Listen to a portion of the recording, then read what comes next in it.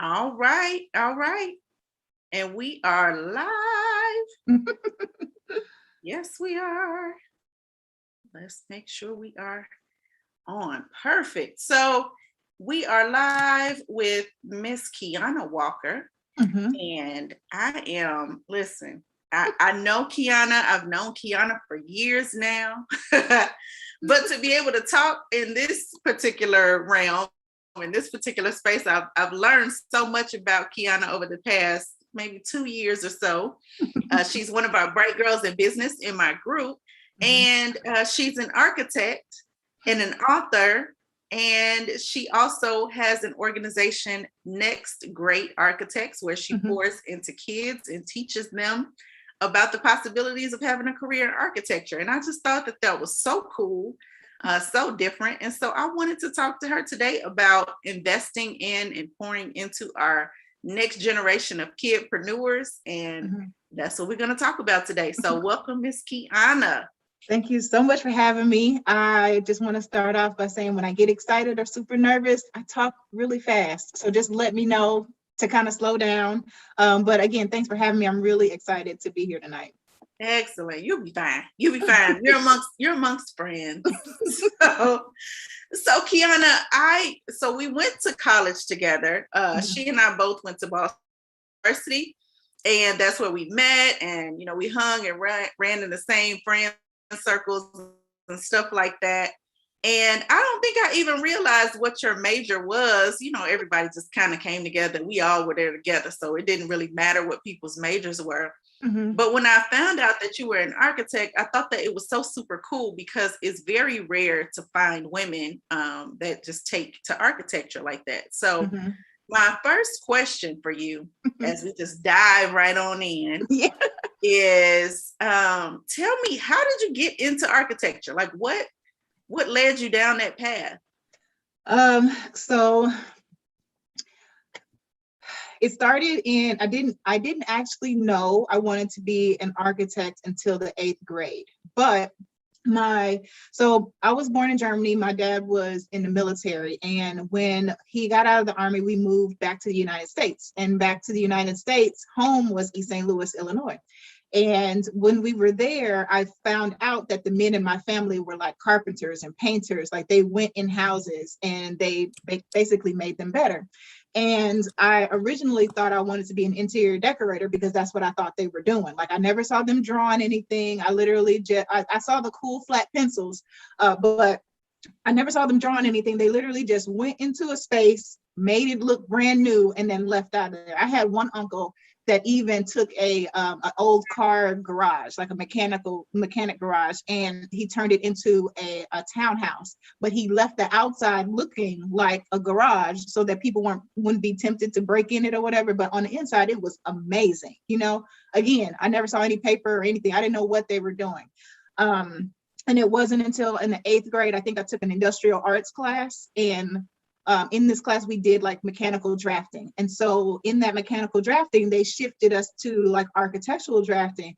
And I was like, what? I don't want to just do the inside. I want to do the whole house. I want to do the whole building. So that's how it actually started. Like I knew that I wanted to do something associated with it, but I didn't know that architecture actually what it was. So that's where the desire came, and the fact that architecture was math and art, and those are my two favorite subjects. Architecture is both of those things combined. It was like the perfect thing for me. Wow. It's so much to go off of that with that, because one, the fact that you were exposed at a young age like that, even though you didn't quite know what was happening, it was just something that really intrigued you and it made you kind of like want to Mm-hmm. pay attention. Because when we're kids, we're just running around playing, whatever, Mm-hmm. hanging with our friends, and Mm-hmm. so we're not really always paying attention to our surroundings or the people that are around us or what we're really being exposed to, because it just becomes normal to us as kids, Mm-hmm. right? It's like, this is our Yeah. environment, this is what we do. But the fact that you really kind of keyed into that and decided at an early age that this is something that you're interested in, I think it's really cool, because it takes a lot of kids a long time to really get their footing and figure out what it is that they want to do. Right. Um, So I just think that's really cool for one. And for two, when you said math and art were two of your favorite subjects, typically we find people are either left brained or right brained, right? Yeah. So they either are very creative or they're very analytical. It's very few people that I know personally that can put both together in a way that is kind of seamless. And so I didn't even realize that architecture did all that, or, you know, I mean, listen, I love houses myself. You know, I love to tour a good old model home, or even when I was a kid, I used to love going around with my mom. We would be looking for houses and stuff like that before we bought our home. I think I was in like 6th grade. And that was just intriguing to me. It was just to walk around and like the floor plans, or just to see like how houses were and whatever. But I didn't think about the architecture side of it. It was just cool inside a house because I always lived in an apartment. Yeah, and the crazy thing is a lot like architecture affects every single person in this world. But if you don't have the awareness of what it is, like you won't know. And that's part of the reason, like why, you know, speaking about kids, like why I do what I do and why I do it with the age of kids that I do. Because if I had known in the 4th grade that I wanted to be an architect, I could have probably, you know, voiced that to my mom. She could have probably put me into some sort of classes to kind of help me with that. But we didn't know. And even when I discovered in the 8th grade, I still like, I wish there was something that I could do to kind of help me in that area, but I didn't. I literally just had to lean on those drafting classes, and that's it. And that eventually, you know, when I got to college, I struggled because I didn't, even though I loved art, I wasn't really taking more art classes. I was, you know, it was like whatever was required, but I didn't know that I needed to take more art classes. You know what I mean? So, but yeah, I think to me, it's amazing that it's a profession that everybody is impacted by, but not everybody realizes it. I like that. So my mom, actually, I learned maybe about 2 weeks ago, to be perfectly honest. Somehow she and I were talking, and I learned that she used to want to be an architect. Really? And yes. So in her day, her thing was she loved the Brady Bunch house and the way that the Brady Bunch house looked on TV. And if you remember Mike Brady, the father, he was an architect. That's right. Yeah.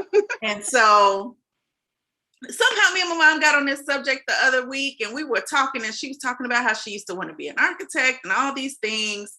And she actually did go into mechanical drafting. And so that was her first jobs. She was working in factories doing drafting in the factories. That's how we started talking about it, because I asked her, why didn't she continue to pursue drafting? She ended up getting a degree doing something else. Yeah. And my point in bringing this up is what you just said, is the exposure that we give our kids to the things that we line people up to do.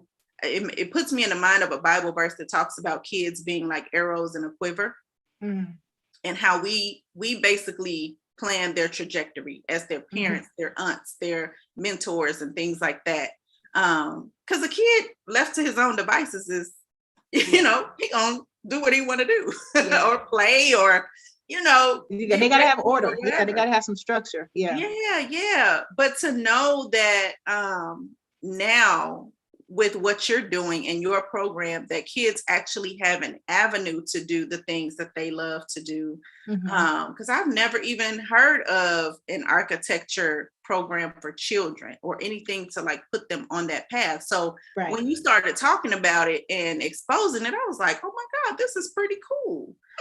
So what made you as an architect, because you've been in your field professionally doing this, and you could have very well, you know, architects make good money now. And you could have very well, not all, but they can.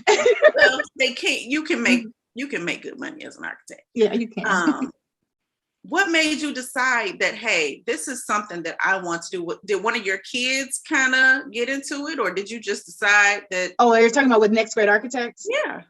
Okay, so I actually, girl, this might be the long story, but I originally started next grade. I actually pitched next grade architects to an architecture firm that I was working at. And this particular firm, they had a contract with a school district, and the contract was getting ready to end. Now, this architecture firm, they weren't necessarily designing all of the schools, but they were like an owner's rep. So they were the one that was managing all of the design projects that was happening for the school. Well, that contract was getting ready to expire. And so I said, hey, a way that we can stay connected with the kids is with the school district is by providing the kids with an insight into our profession. And that literally it was dismissed, and it wasn't necessarily mean, but it was more so like, no, that's not what you're here for. You know, carry on. And so I was like, okay, fine. So I kind of like kept that tucked back in. But and then after I got laid off from that firm, I decided to do it myself. But I feel like the reason why it was dismissed was not because of them, it's because God wanted me to do it. But and the reason why I did it is because when I got to architecture school was absolutely one of the toughest things that I had to deal with. And partially because I felt like I didn't have the same resources as everyone else, as all of my, my colleagues. And a lot of the people that pursue architecture are typically people that have family members or close family friends that are associated with the profession. Yeah. So they have the exposure. They have, somebody that's already there to show them that this is an opportunity. And so, and because I didn't have it, because I kind of like stumbled across it in school, that's how my awareness came and I pursued. So I wanted to be the person I needed when I was pursuing architecture. And so Next Great Architects is literally me trying to make sure that there's not another Kionna that's in architecture school that's struggling with their resources. Like I want to be that for them. Now, so that's the part. So when I the original idea was to help the college students, which I absolutely do. Like I mentor, like Next Grade Architects is actually broken up into 5 different levels. And so my college students are all like the advanced teaching studio. They're the older ones. And then I decided to do something different than typical architecture programs that focus on children, because they typically target high schoolers and maybe middle school, maybe. But I wanted to reach out to kindergartners and all elementary school, because again, had I known in the 4th grade about architecture, I totally would have pursued it. And it's also because I want to make sure that if most people pursue architecture because they have a connection to the profession, then I got to be people's connection. I got to be their resource. So I need to get into these schools so that they see me and they know that it's an option for them to be able to pursue it. Now, and that's what makes Next Great Architects different, is because I'm actually approaching this thing differently than all the other architecture programs, because those programs, they're honestly still kind of centered in on everybody that's already associated with the profession. I'm actually going to places that would not have access to other programs. But yeah, that's why I did it, because I'm just thinking about young Kionna. I'm thinking about the Kionna that didn't know anything about architecture but was totally interested in it. And then I'm thinking about the Kionna that literally struggled heavily through college and helping them as well. I love that. I absolutely love that. So I have a passion for pouring back into kids too. I love that saying, be someone else who you needed, when you were that age or whatever. And when I was coming out of school, even when I was in college, I was always doing mentorship programs and stuff like that for, service learning projects and different stuff. I remember even being in 8th grade and I was going into the Head Start class and I was mentoring those young kids. And so it is so rewarding and so fulfilling to be able to look back at somebody that's coming up and they're looking to you for guidance and for wisdom. And so many times we're so busy as adults, just doing stuff, and our kids somehow, they can get left to their own devices because we're so centered on what it is that we're trying to achieve and accomplish. But I love that your goal is tied into their goal, right? Yeah. I just think that that's so super cool. And one of the things I've also found is that in mentorship is so much a two-way street. You know what I mean? Like like the people that I mentor and even the young kids, like they inspire me so much. It almost like brings tears to my eyes how much they actually impact me. And so I make sure that I tell them that, like, you're helping me too. Like, I want, like, don't just look at me as if I am, you know, the source of everything. Like, you here asking me questions, challenging me, that's helping me too. So like, when you say it's rewarding, it really is. And I know that I'm improving as a mentor, as a person, and even as a designer, because of the kids that I come in contact with next grade architects. So another point that I wanted to pivot to is you talking about the exposure and how many kids who end up being architects, they have been exposed through their family members. It made me think of a friend that I went to college with at Hampton. His name is JJ. Mm-hmm. His father owns an architecture firm, and now he's an architect. He was in the architecture program there. And I the one thing that I remember about the architecture program kids is, or I don't want to say kids, we were adults technically. We were still kids. But you know, the students in the architecture program in college, y'all always stayed in that building. Like, it was like y'all did not have a social life. Y'all didn't come out. It was just like whatever y'all had going on, and y'all were really wrapped up into those projects and really enthralled in that thing. It was, I know it was intense. But I just think about kids that look like us, you know, how many Black architects are there really out there that can actually look back and pour back and find kids that look like us and put them on this path? I'm not sure. You tell me. I know you know. Yeah, that's actually a really good question. So, so this reminds me of something else that I tried to start. Black women now account for 0.3% in the nation, like 0.3%. And I think Blacks in general, I think that they're like maybe 1.5%, 2%. But anyway, the numbers are extremely low. You know, there's not a lot of us that are in architecture. And so that's another thing that kind of motivates me, especially when I go to certain schools, and even before I get there. It's funny because teachers will even try to limit who can participate in my my workshops, and I just, you know, I'll kind of like, you know, I'm being an advocate. The thing is I think they don't even realize that they're doing it. But I try to make sure that I'm pouring into these students. The ones that they don't think are likely to do well are actually the ones that do amazing.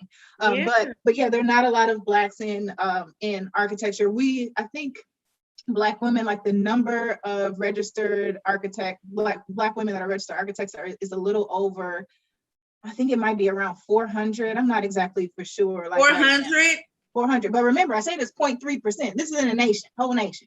I know, but when you say that number, it make like, I'm doing quick math and I'm like, okay, so that's like 8 per state if they were equally distributed. Right. Yeah. And that also doesn't include the people that are like heavily invested in architecture, but they're not necessarily registered architects like that. You know, there is a difference in that. And and I just wanted to say, like, even for me, like, I'm a few tests away from having my registration, and I really just kind of need to get on it. And that's one of the things I tell my students, like, while I'm helping you, I'm helping me. Like, I've been doing this for over 15 years, but you know, everybody's process, everybody's journey, you know, is different. But I think that also motivates me because I feel like if any child sees me and I'm one of the least likely to be in this profession, then they have to be encouraged. They have to be motivated. They have to know it's possible because I'm here. You know what I mean? So, but yeah, it's, and I like one of the things I said, like when I first read an article, it was an Architect magazine, and it was like, I want to say around 2007 when I read this article about how many Black women were there. I was literally like, no, wait, what do I need to do? That's ridiculous. We need to do something. So I sent an email to a university, right? This university is Martin University here in Indianapolis. So I sent an email to like whoever I don't even know what they call, like the president of the school. And I said, hey, I think it'll be cool. Basically, long story short, hey, I think it'd be cool if you guys started an architecture program. Again, this was way before next grade architects. I said, I think it'd be cool if you guys can start an architecture program because, you know, Black women only account for this percent, Black men only account for this percent. And since this is a, you know, it's not a historically Black college, but it's one that, you know, as close enough as you can get in Indiana. But I was like, I think this would be great. Crickets. I never heard anything back. However, who knows? And at that time, I didn't realize how spam works. I could have been in spam. I don't know. But but because I knew that was alarming, I wanted to do something. So honestly, like Next Grade Architects is kind of like all of these things that I tried to do, start with other organizations and other, companies, is literally like what I'm doing now. I love that. I love that. Creating pathways for people to find things that they typically wouldn't. Because I was in like shop class and I learned how to draft, and I remember having my little protractors and rulers and pencils, and I just like pencils. Okay. I like pencils and tools. So that's what like made me like and do well in my drafting classes and stuff like that, is because I just like drawing straight lines. Yeah. I just did. It was just fun. Like I could draw something in, depth and shade and all this, like that was just cool for me. But I did not know that people actually did that, even though my mother was doing it. Yeah. Yeah. Right? Isn't that crazy? Even though my mother was doing this every day at her job, I never connected that this is what my mom does at work. Yeah. So it never dawned on me that was something that I could do. And I was just always very I just like being communicative and stuff like that. I love to write and all of that other stuff. Math was not my thing. So architecture probably wouldn't have been good for me. But here's where I want to go next. How can someone, a parent, a counselor, a teacher, a mentor, anybody, identify a child who may be gifted in this area, or who may need to be exposed to this area, because they may have some talents or some, things, some proclivities that they're kind of leaning into, but they just don't know how to, have an outlet with it. So I think it's really difficult, because if the parents' resources are limited, then the child's resources are going to be limited too. But I would say in a perfect world, then you just got to get your kids out exposed to stuff. Like, let them go out and play, let them go out, because again, like you said, you saw something but it didn't make the connection to you, but there's another child that it made the connection for. So just getting them out and exposed to different things, you never know how it's going to impact them, but the fact that you're putting them out there is a great place to start. And then once your child starts to express the slightest of interest, try to find something that they can get involved in to kind of explore that. And it doesn't necessarily mean that that's kind of what they're going to do when they get older, but at least they can try it to see if they really like it before they move on to the next thing. And I honestly think that part of the reason why people not necessarily struggle, but when they have a hard time figuring out what they want to do when they get older, is because they really weren't exposed to that much as a child. And it's unfortunate, and and it's not something that any parent should feel bad about, what I mean, because you do what you can do. But I think that the best thing for any child is just to get them out there, it's experiencing many different things, and try not to limit kids based on what your experiences were with a certain activity or something like that. Yeah, I like that. I think too many parents sometimes, I don't know where we get this idea that our kids have to struggle in the same ways that we did. It's like, no, you're there to kind of lift them up and be an escalator or an elevator for them to get to the next level so that they can do better than you.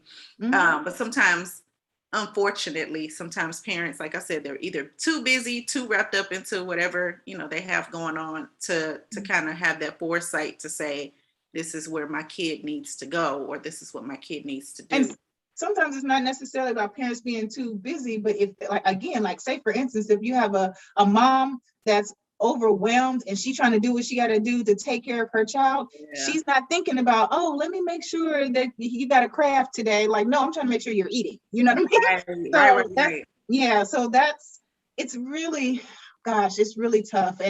And I also take that into consideration and everything that I create for kids, because I don't want to assume that everybody has a printer. I don't want to assume that everybody has access to crayons or something like that. But again, and if you pay attention to kids are so creative and resourceful, they will turn anything into something else. Yes. And just But that's where their imagination comes from. Another thing, like creativity is really your imagination finding its way outside of your head, you know? So a child, like, again, just allowing the child to be a kid, to play, to imagine, and, you know, create with the things that they come up with in their head. And I need to also say this, is when your kid does something, don't tell them, or don't say, what is that?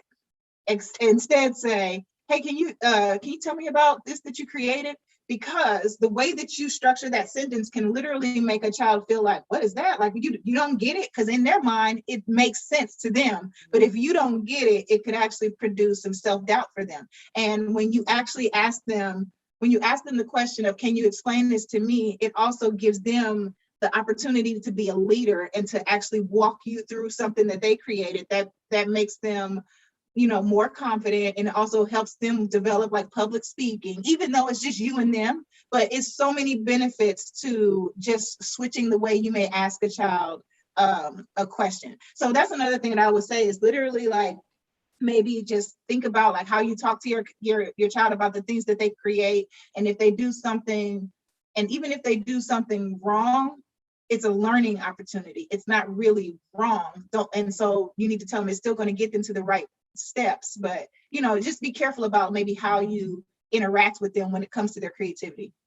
I love that. And I think that is so important, because when you allow exploratory type of learning, so much more can come out of that, except for the way that we're taught to learn, which is to repeat, you know, remember and repeat, remember and repeat, do what I tell you to do.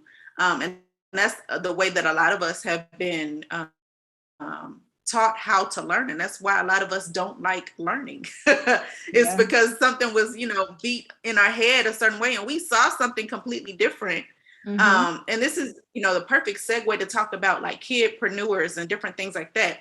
When your kid is a leader and they see something completely differently, or you think that they might be manipulative, but they're really a good salesperson and a good communicator, right?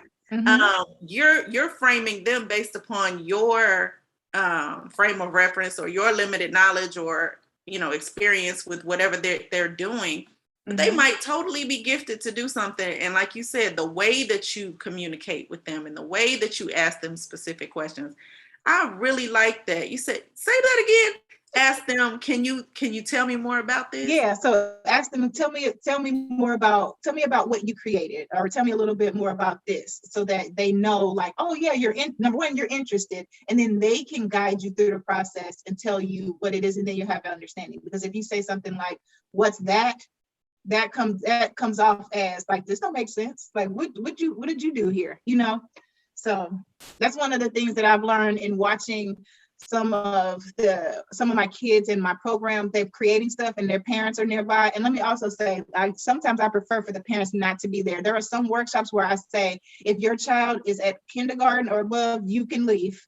If they're smaller than kindergarten and you want them to just be exposed, then you can stay, because I need to make sure that kids are independent enough. But I've seen too many times where parents will literally tearing down their kids, but they don't know it. But they don't know it. And that's the uncomfortable part, because parents they want the best for their kids, but they don't realize how the way that they're communicating is actually not helping.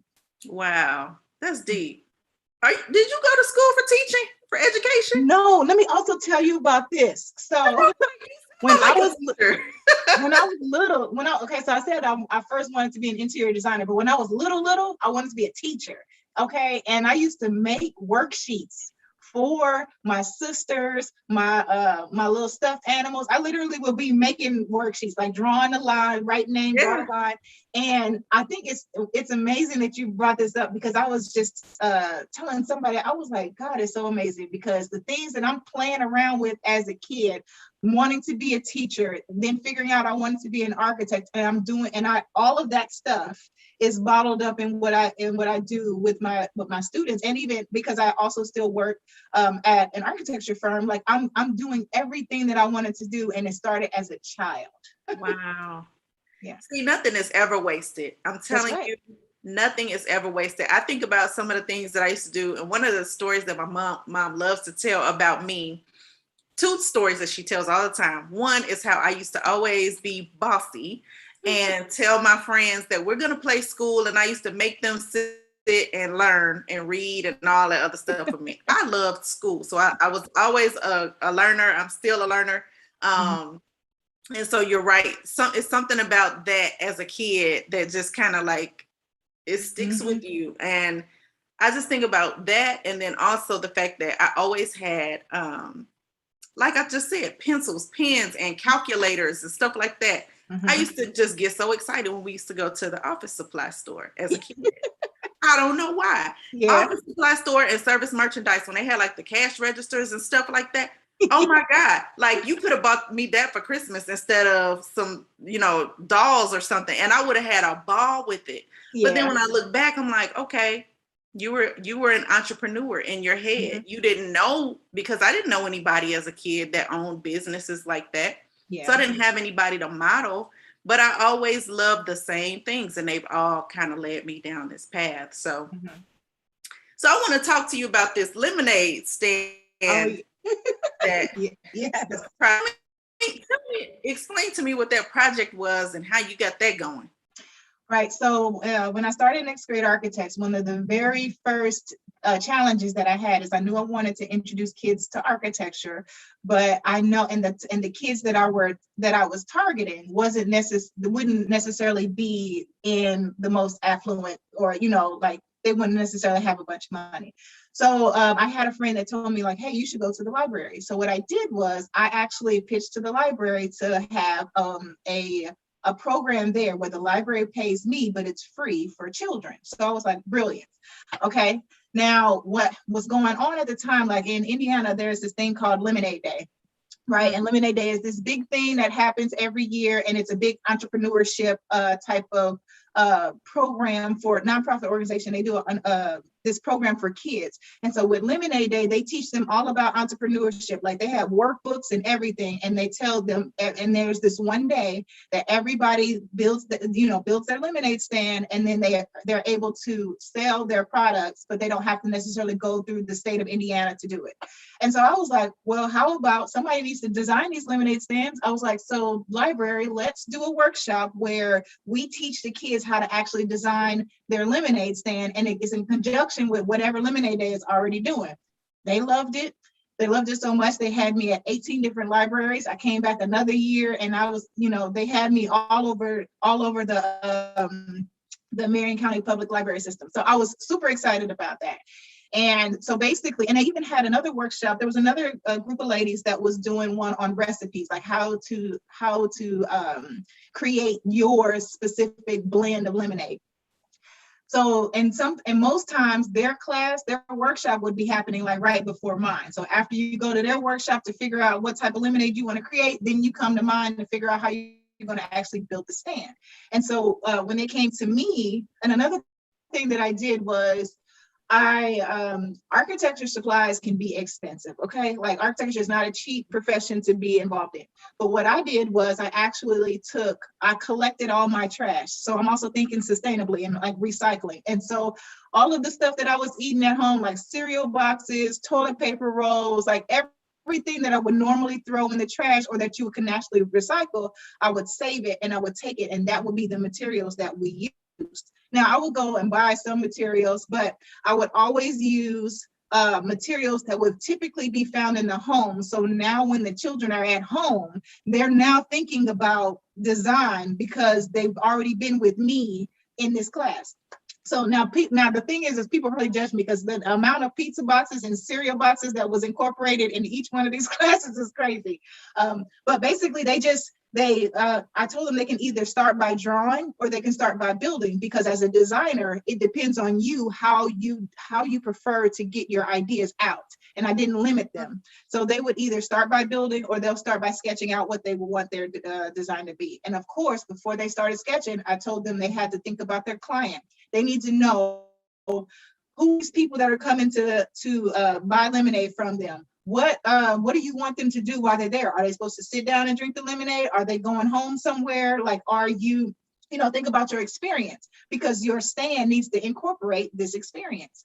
I also told them to think about like if they had different flavors of lemonade, like how would they want to communicate that they had different flavors in the stand. So I like talked to them first about what design actually is, and then kind of just let the kids go. And it was absolutely amazing. And some of the most creative lemonade stands came from the youngest babies, like 5 and 6 years old. Oh, It was yeah. great. And so yeah, so that's how Next Grade Architect started with those workshops. So it literally was an like I kind of like tagged on to something that was already established for kids, like in entrepreneurship, and just brought in architecture. Because again, architecture can be connected to everything. So I was just like, yeah, here, let me come in here and do lemonade stand design. I love that. That really just did something to my heart. Like I almost cried when you said that. That's so corny. But like seriously, because I just think about the imagination of a child. And I think about just what you just said, how simple things like a cereal box, a pizza box, and all that other good stuff, it's right there at their fingertips. Mm-hmm. And I just remember being a kid with a wild imagination. I grew up as an only child in the home, so everything became something. Okay. Everything was something, and building forts and using blankets and chairs and flipping stuff around and all that stuff, and just the way that your mind as a child can expand. And I just want to commend you. Thank you.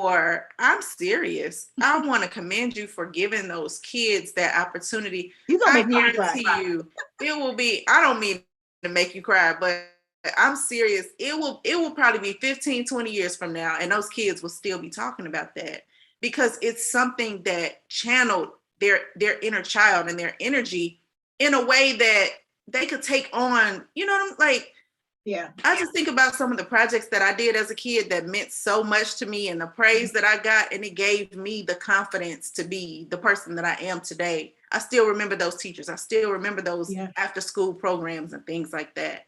And so I just think it is so, so, so imperative that we pour into our kids, because they really, they always say, oh, the kids are the future and the kids are our next generation. But no, really, like, because I look back now and I'm like, I remember middle school. How did I become an adult? Who gave me the keys? Like, what happened so fast?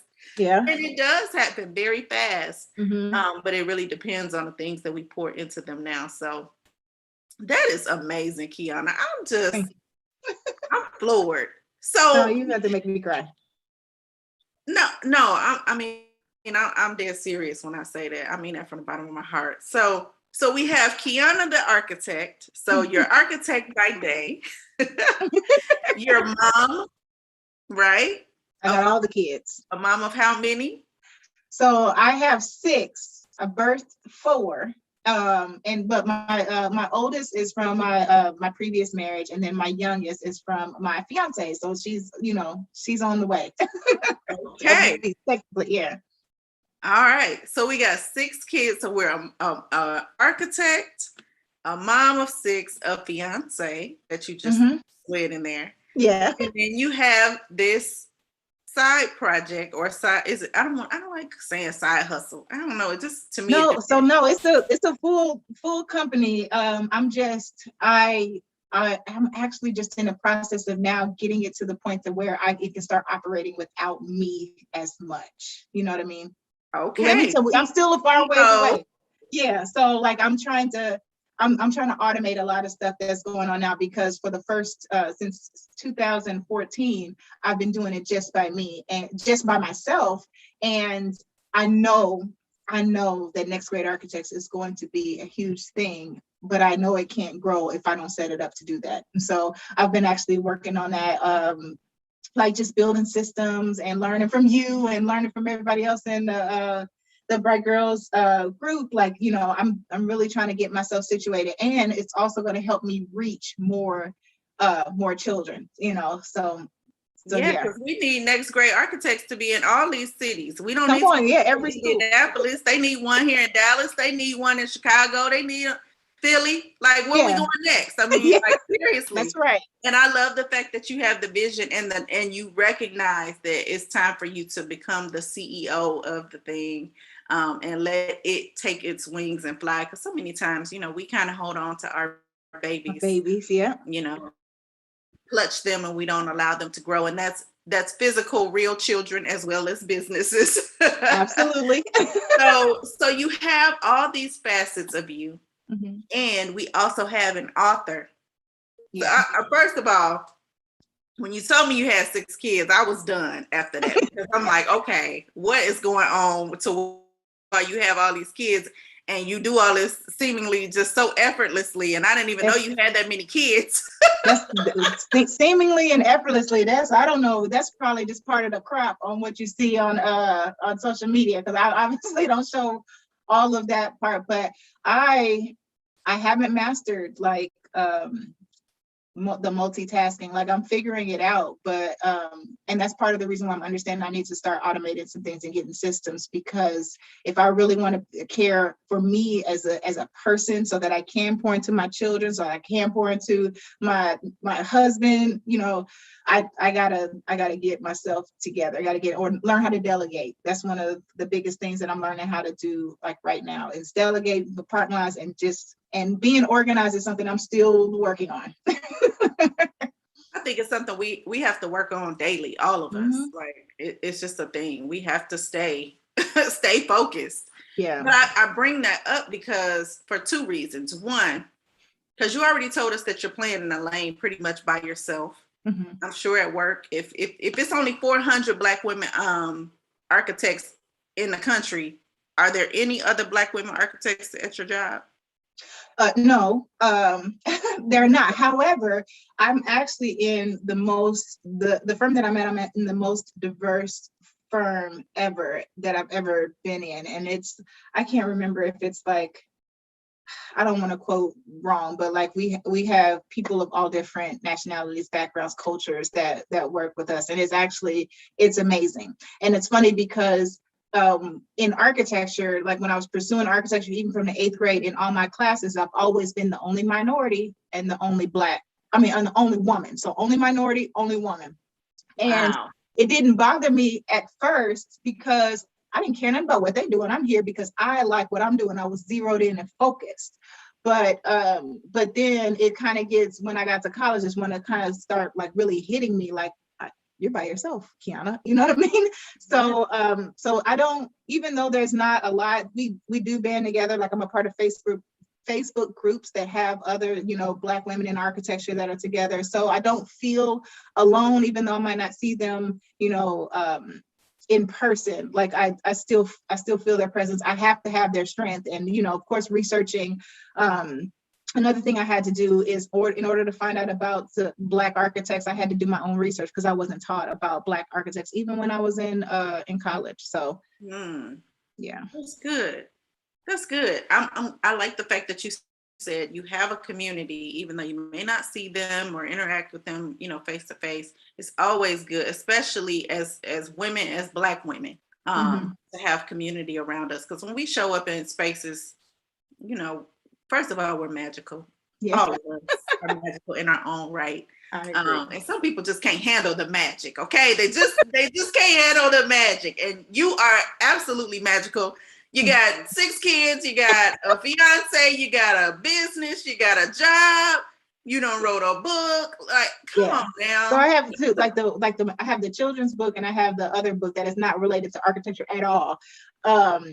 But yeah, so yeah, and in writing, and honestly, like, I'm the type of person that I realized that one of my purpose is to kind of share the struggles that I've had in order to help someone else. And I really feel deeply passionate about it. So when I go through something, especially something that was really, really tough, and I learned something about it, I literally want, and if I see somebody else going through something similar, I'm like trying to run to them, like, here, don't do this, and this. Make sure you do this, because I don't want to see anybody to struggle like I did, especially if I already have the information. You know what I mean? Yeah, that's amazing. That's amazing. So, Kionna, tell the people how they can get in touch with you. If they're in Indianapolis, how can they enroll their kids in the Next Great Architects? Tell us. Okay. So Next Great Architects, now that I'm getting to the point of being automated, people can join Next Great Architects from anywhere in the world. because I now have a virtual learning experience. The pandemic forced me to pivot. Okay. So anyway, if you just go to nextgradearchitects.com, or, all of my social media handles are at Next Grade Architects. And I think on Twitter it's just at Next Grade Arch. However, I'm really not that active on Twitter, so don't judge me. But, but yeah, so they can, follow me at Next Grade Architects. And that's if you're, from the architecture side. And then from the personal side, like my personal brand, I go by Kionna Louise. And, it's KIONNALOUISE. And that's a whole nother story as to, why I go by Kionna Louise and not Kionna Walker, partially because my name is getting ready to change here soon. But yeah, they can follow me on all those platforms. And again, nextgradearchitects.com. Like, you can literally find everything to join the newsletter, especially if you're interested in learning like those things, what not to do when it comes to your creativity. I actually have just a free handbook. It's called The Parents' Rules of Creativity. I kind of like pulled it off of like Robert's Rules of Order. So, but yeah, that's something that people can get. Just download it now, because I think it can help you with just interacting with your kids and their creativity. Wow. Kionna, thank you so much for spending some time with me this evening. Now I really feel like I know way more about you than I did before. And I'm so inspired. Like, I wish I had a kid. I got some nephews though. How old did you say? Because listen, I'll find some kids. I'll find some kids. I don't have any, but I'll find some. Yeah, kindergarten on up. I got 5 different levels in which that I reach them, or like craft the programs or the workshops for them. So yeah, 5 on up. And even if they like, don't sleep on the 4-year-olds either. But that's when I just actually absolutely need like parents to be involved, so that because they might require a little bit more attention that I can give when I have a group of children. Gotcha. Well, I love it. Thank you so much again.